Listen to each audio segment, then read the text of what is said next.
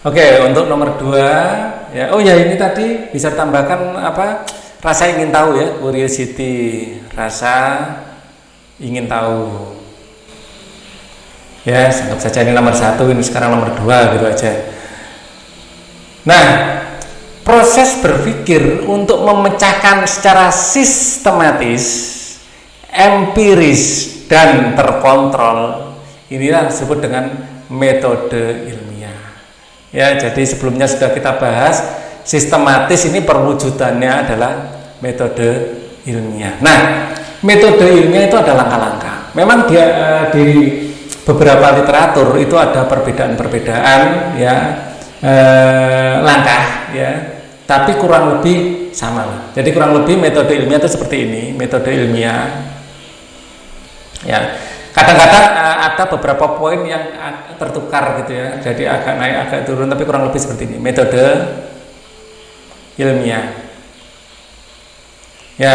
Yang pertama ya, ini adalah menetapkan masalah ya. Ada yang pertama dimulai dari pengamatan atau observasi ya.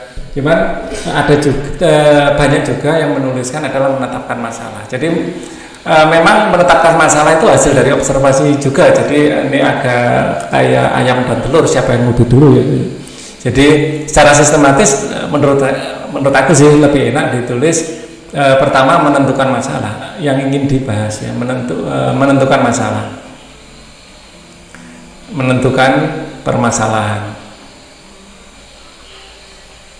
yang akan dibahas ya, tentu saja. Misalnya seorang ekonom tentu saja menentukan masalah ekonomi, seorang ilmuwan di bidang gizi akan permasalahannya tentu saja tentang makanan ya, atau politik ya tentang politik ya, menentukan permasalahan yang ingin diamati apa, yang ingin diselesaikan apa. Nah, itu menurut aku sih ya, itu lebih didahulukan, walaupun kadang-kadang permasalahan ini kita dapatkan dari observasi lah. Ini kan seperti ayam dan telur gitu.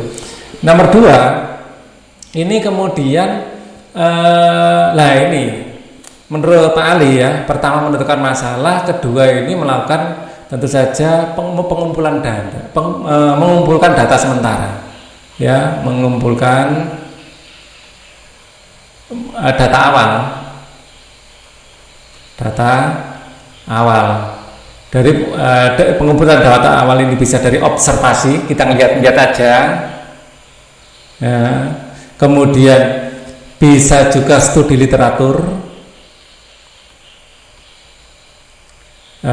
dari mungkin jurnal, dari buku ya, atau mungkin tertulis ya, bisa dari jurnal ya, buku dan lain-lain, itu dijadikan ini ya, buku, atau mungkin media ya, media cetak lain ya, bisa juga dari internet, macam-macam ya, dari perpustakaan, atau mungkin diskusi dengan ahli ya, studi literatur. Nah, itu observasi ya, atau studi atau baca ini ya, ini tadi jurnal sudah ya, penelitian yang sebelumnya pernah dilakukan. Terus yang nomor 3 ya, menganalisa data awal, menganalisa data awal, baru kita nomor 4 membuat hipotesa ya, hipotesa. Misalnya misalnya Pak Ali ini sebagai pendidik tentu saja hubungannya dengan pendidikan, ingin mengetahui dampak COVID terhadap ingin meneliti dampak pandemi terhadap pencapaian siswa. Nah, ini mengumpulkan data ya, Pak Ali akan tanya guru-guru, tanya mungkin pada pemangku pendidikan ya, jadi kayak mungkin kepala sekolah, mungkin akan bertanya pada siswa sendiri, jadi guru PP ya, atau pemilik bimbel. Jadi paling akan banyak atau mungkin dari tulisan-tulisan para ahli yang sudah mengamati ini sebelumnya. Nah, terus akan menganalisa data itu, ya, kemudian membuat hipotesa. Hipotesanya dampak pandemi ini adalah membuat turunnya pencapaian siswa mungkin, atau justru membuat dari analisa data itu boleh jadi hipotesanya adalah membuat pelajar itu memiliki cara baru dalam belajar, yang dulunya lebih hanya satu sumber dari guru dan buku, sekarang lebih bermacam-macam sumber, ya, bisa dari internet, bisa dari mana-mana karena sudah mulai terbiasa memakai itu. Nah, itu boleh jadi.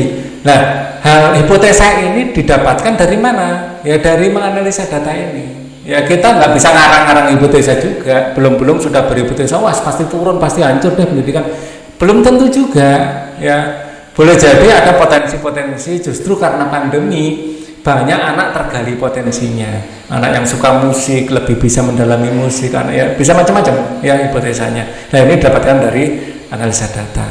Kemudian yang kelima, kemudian adalah merancang eksperimen. Untuk membuktikan hipotesa ini merancang eksperimen, ya, bukan EKS ya, KS ya, eksperimen tanpa T ya, bahasa Indonesia, eksperimen ya. Nah, eksperimen ini akan dilaksanakan rancangannya, melaksanakan eksperimen.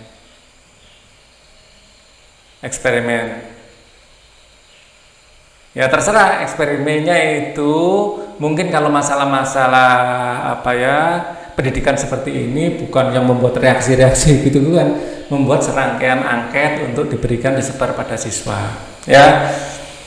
Kemudian nomor 7 adalah menganalisa hasil eksperimen, ya, menganalisa data hasil eksperimen,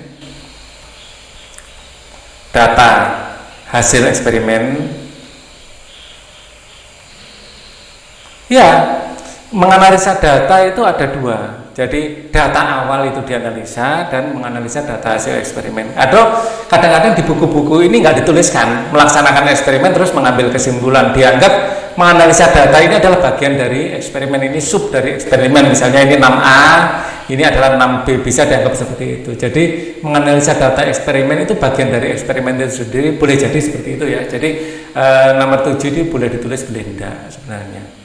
Ya, jadi istilahnya tentatif ya, tergantung. Kemudian yang jelas